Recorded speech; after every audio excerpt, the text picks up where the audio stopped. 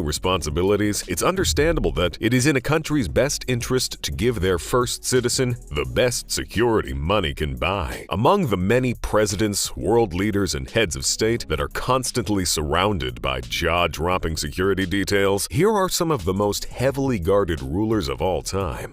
Number 8. Recep Tayyip Erdogan, President of Turkey. Aside from being Turkey's 12th and current president, Recep Tayyip Erdogan has gained massive popularity worldwide because he seems to have a knack for making one or two powerful enemies every now and then. Being a veteran of Turkey politics, having climbed from mayorhood to the top as president, Erdogan always has something to say about everybody. However, he does that knowing he will be just fine because of his impressive security. President Erdogan always has an extensive 60-man bodyguard team surrounding him wherever he is on the go, and that is not all he has in order to stay protected. When he's out on a visit somewhere, there are at least 100 snipers positioned around, alert to any danger and always keeping him in sight. 100 snipers may seem like overkill already, but that's just an average day for the man. On the days that he might have higher threat levels, the number goes up to 3,000 snipers. Aside from showing up in alarmingly massive numbers, these snipers are well trained to the extent that they can notice someone's muscles move wrong, and if it does, that someone will most likely get hit just in case they meant to cause the president any type of harm. When President Erdogan is on the road, he is granted a security convoy that can only be described as excessive to the highest level. There can be up to 12 luxury cars escorting the president, and of course these vehicles are filled to the brim with his elite security team, who will spare no expense to ensure that the president is protected. President Erdogan's security detail can be so zealous to the point that they were willing to beat up American citizens, including women and children, U.S. Secret Service agents, and other security officers, for the sake of President Erdogan during a protest against him. As alarming as that sounds,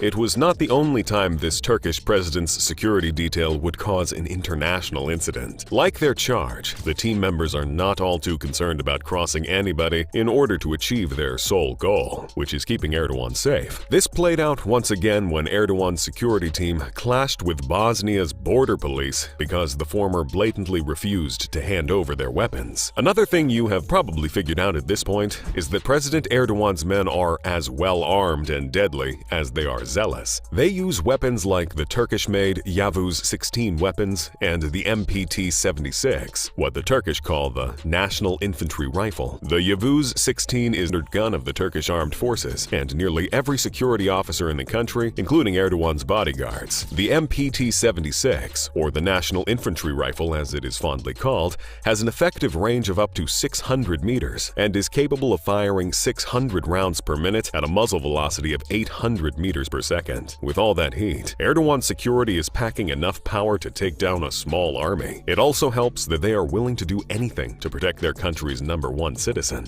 Number 7. Narendra Damodar Das Modi, Prime Minister of India.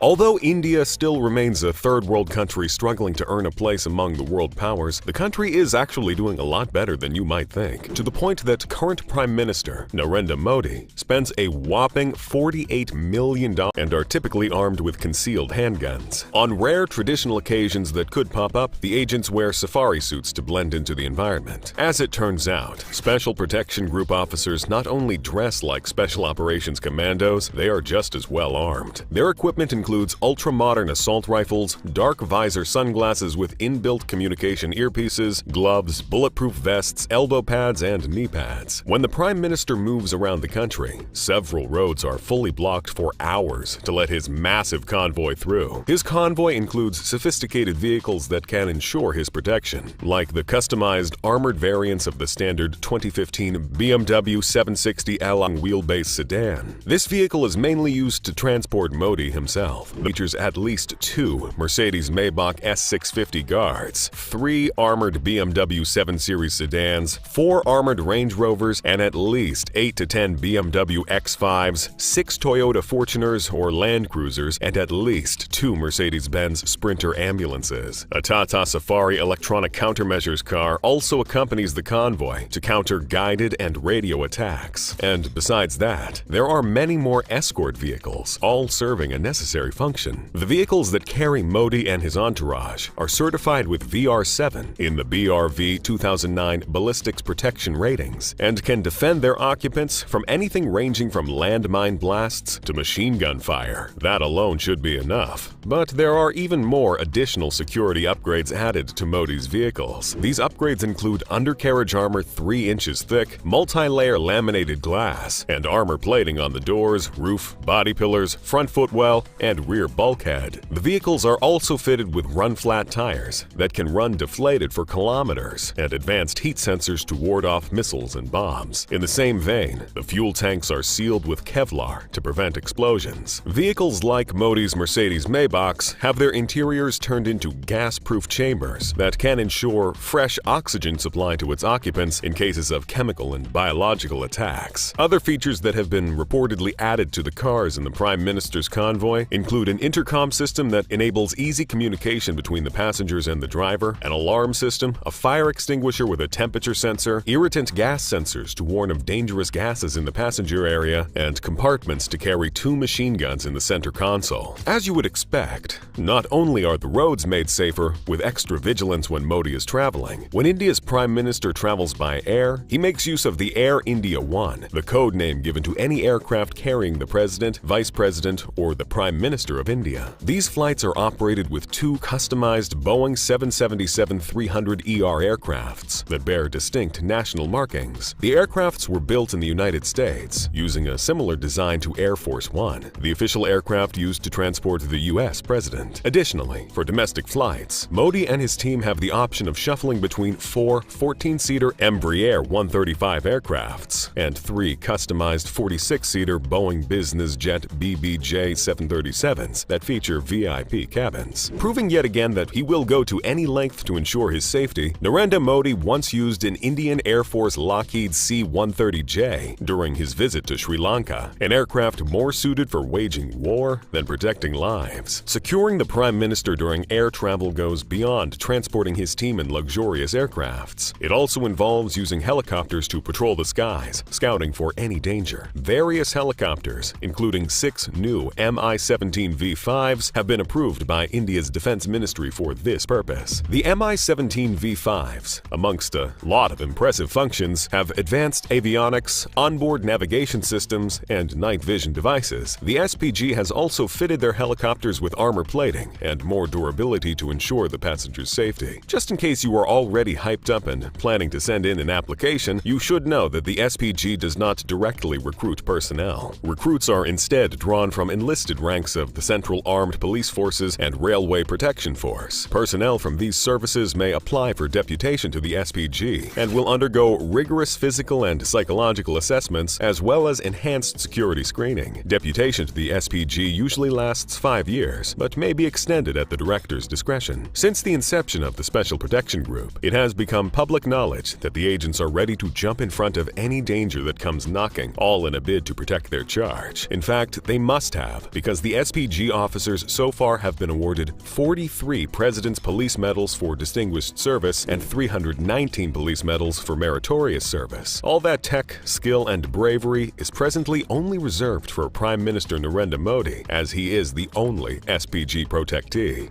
Number 6. Mamadi Doumbouya, Interim Military President of Guinea.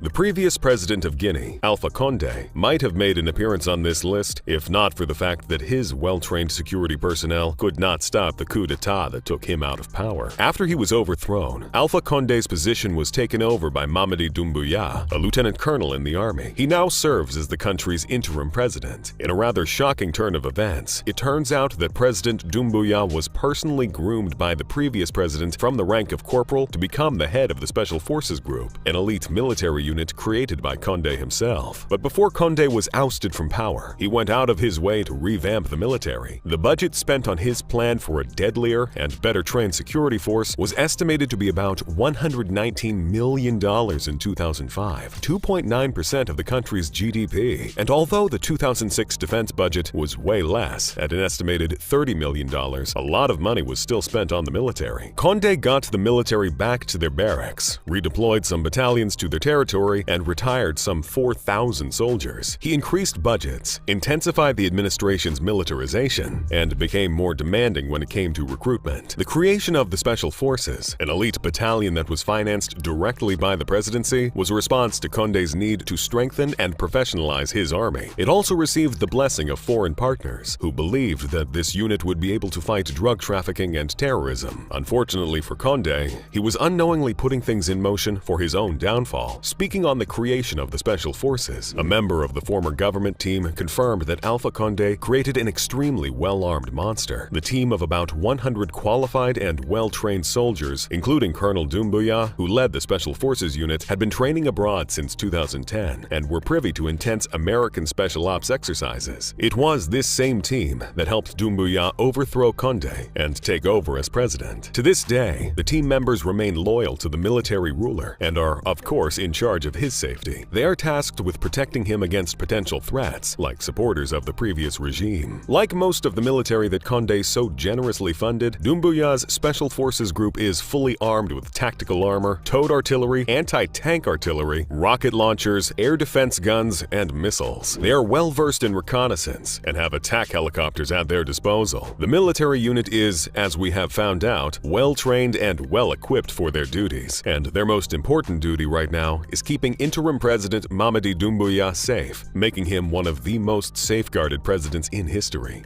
Number 5. Mohammed bin Salman Al Saud, Crown Prince and Prime Minister of Saudi Arabia. Being the Crown Prince and Prime Minister of one of the biggest exporters of oil in the world is definitely enough reason for Mohammed bin Salman Al Saud to keep tight security around himself, and the prince does just that. With a net worth estimated to be over $13 billion, Mohammed bin Salman definitely sits as one of the most influential people in the Arab world, and with so much power comes the need to protect himself. Over the years, news has spread like wildfire that the prince might have a huge target on his back due to several reasons, and one of them is the fact that he was tied to the brutal murder of journalist Jamal Khashoggi. Before he was named Prime Minister of the oil-rich nation of Saudi Arabia, Prince Mohammed bin Salman served as the Minister of Defense. During his time in this position, he made some radical changes to the Saudi army, and with his safety and protection being a key focus. With his authority as the Crown Prince and role as the Minister of Defense, Mohammed bin Salman took sole control of all Saudi Arabia's military and security agencies. Using the excuse of improving their capabilities and performance, the prince wrestled and took over control of some of these agencies from other royal family members and brought them under a single new body called the Presidency of State Security. He also implements are responsible for different aspects of the president's safety. The total strength of the unit is more than 8,000 men, organized into 7 groups, totaling 36 squadrons. Each subgroup and individual is saddled with a unique mission pertaining to the protection of the president. Back when Xi Jinping visited Hong Kong for its 25th anniversary of returning to Chinese rule on the 30th of June last year, there was an unprecedented level of security for the president that involved machine guns placed around the city, ballistic briefcases, and a very long motorcade. During the event, the Chinese ruler was escorted by elite officers from a VIP protection unit, formerly known as G4, along with his personal bodyguards from the Central Security Bureau, and they were all armed to the teeth. Some members of the security detail were equipped with lightweight ballistic briefcases that could convert into fold-out bulletproof shields or blankets to provide protective coverage within a matter of seconds. They were also reported to have had machine guns disguised as briefcases, so they could take immediate heavy action in the event of danger. The president was moved around with a very long motorcade that had about 50 police vehicles, and each vehicle was present anytime Xi Jinping had to be on the move. Xi Jinping himself was seated in a bulletproof 4-door Hongqi sedan, a luxury Chinese car that has been used by leaders of the ruling Communist Party from the time of its founder Mao Zedong. To add a nice, secure finish to it all, there was also a government helicopter riding along for aerial protection against airborne attackers. All traffic lights were blocked so that the motorcade did not have to make any stop during the trip and inadvertently become sitting ducks for would-be attackers. Seems like a lot to ensure the safety of one man, but at least it is certain that the president of China never has to look over his shoulders in fear.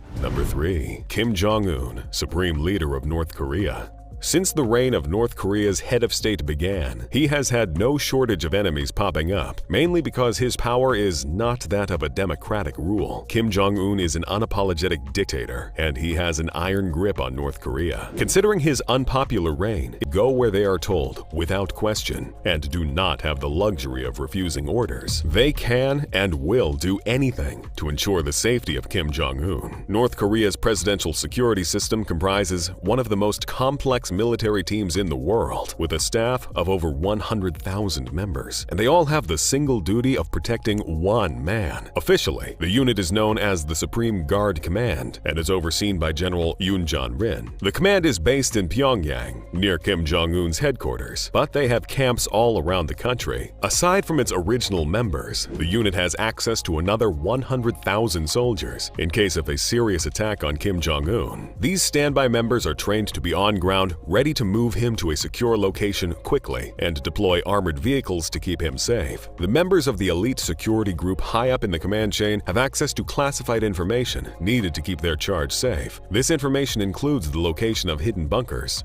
Fees were spent on the Beast. Not a beast, the Beast. The Beast has been referred to as the safest. Well, while the protection of the previous president, Barack Obama, and his family cost the country about $16 million a year, Trump's time in office raised the bar to a staggering $29 million. That alone was enough to knock over some records, but it gets even more astonishing. In 2017, the U.S. Congress budgeted a whopping $120 million for the protection of Donald Trump and his family. Now, you are probably wondering just how Trump managed to splurge $120 million on security, and you are about to find out. To begin with, the elite Secret Service in charge of protecting the then-president had more than 7,000 elements, like the different units and personnel, all perfectly coordinated and ready for any situation that might have threatened the life of Trump. Of course, these elements did not cost no small bills, hence the overwhelming protection fees. A significant part of the protection fees were spent on the Beast. Not a beast, the Beast. The Beast has been referred to as the safest limousine in the world, and I couldn't agree more. The limo comes with 5-inch thick armor plating, 5 layers of bulletproof glass, 8-inch thick doors that vacuum seal the interior just in case of any chemical attack, heavy-hitting guns, Kevlar tires, and steel rims that can drive with full function, even if the tires are popped. The Beast's fuel tank is well insulated so that it cannot explode or leak, and the interior has its own oxygen tank, just in case of a chemical emergency. In the trunk of this magnificent car is a firefighting system, tear gas and smokescreen systems, a full medical kit, and bags of the president's blood type just in case he needs a transfusion. With all these, Trump still had a lifeline that is a direct, secure line to the vice president and the Pentagon. Regardless of where he is headed, the presidential motorcade always consists of more than 30 vehicles a trip, and you will most likely not find a grander entourage. At the head of the entire motorcade, there are usually a few normal police cars or bikes from the local area, tasked with clearing the air and making sure the coast is clear. Right behind the police cars and bikes are the pilot cars that clear the way in the area. They are usually located directly in front of the president's vehicle, and they act as a buffer between the outside world and the little safe bubble that the president exists in. The lead cars are the next in the convoy, and they comprise of the Beast and its replicas. Usually there are just 2 lead cars, named the authentic Beast and a replica, but there is no limit to the number of lead cars the president needs. Donald Trump developed the strategy of adding replicas of the Beast to his convoy to serve 2 purposes. One, to throw off any potential attackers, and to transport any other VIPs that the president may have. Next in line is a halfback that rides behind the president and carries his security detail. If there is only one halfback, which there rarely is, then it is probably chock full with the CAT, the counter-assault team. These guys are the main security detail that travel behind the president, and it is their duty to contain the situation if the motorcade is ambushed. Riding behind them is a van called the Watchtower that has little antennas on the top to disable any sort of electronic devices from going off. Along with that is an ID car to identify any threats and communicate with other members of the motorcade, especially the vehicles at the head of the convoy, and the pilot vehicles to make sure no threats lie ahead. Riding right behind the ID car is a hazard mitigation unit that looks like a black ambulance and is fully equipped to deal with any sort of biological hazards. It more or less functions as a roadrunner that creates creates a secure network between everyone in the motorcade and the outside world. Of course, there is also an ambulance that rides in the back of the motorcade, ready to assist in any sort of medical emergency, obviously prioritizing the president. At the far end of the convoy sits the rear guard that protects the back of the motorcade. The entire entourage travels with the president everywhere he goes, whether it's a lunch date or a trip to a foreign country. Aside from the vehicles in his entourage, there are a ton of other vehicles and aircrafts used solely for Trump's security, like Air Force One, which he rode guarded by 2 F-35 combat forces, the Marine One and the Ground Force One. Other units involved one way or another in protecting the U.S.'s #1 citizen include K-9 units, emergency response teams, snipers, motorized units, and special operations teams that carry out orders for the sake of the president's safety. Number 1.